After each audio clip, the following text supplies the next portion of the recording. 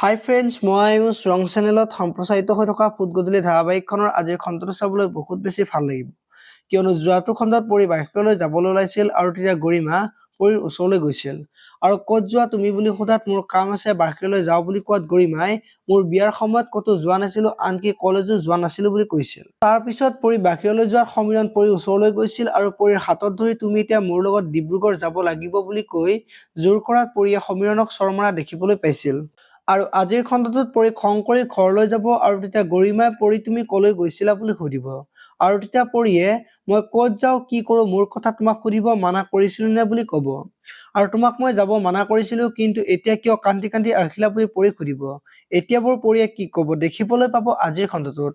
ইফালে আকৌ গৰিমা আৰু পৰিয়ে কথা পাতি থকা সময়ত মাক আহিব আৰু তুমি কিয় কান্দিছা, কোনে কি ক'লে বুলি পৰি সুধিব। আৰু তেতিয়া পৰিয়ে আজি সমীৰণে মোক হাতত ধৰি ডিব্ৰুগড় যাবলৈ জোৰ কৰিছিল আৰু তেতিয়া মই তাক একচৰ মাৰিবলৈ বাধ্য হলো বুলি মাকক ক'ব।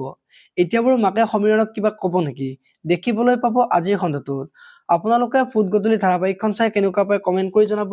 আৰু যদি আপোনালোকে এতিয়ালৈকে চেনেলটো ছাবস্ক্ৰাইব কৰা নাই তেতিয়াহ'লে চেনেলটো ছাবস্ক্ৰাইব কৰি ভিডিঅ'টোত এটা লাইক কৰি দিব। ধন্যবাদ।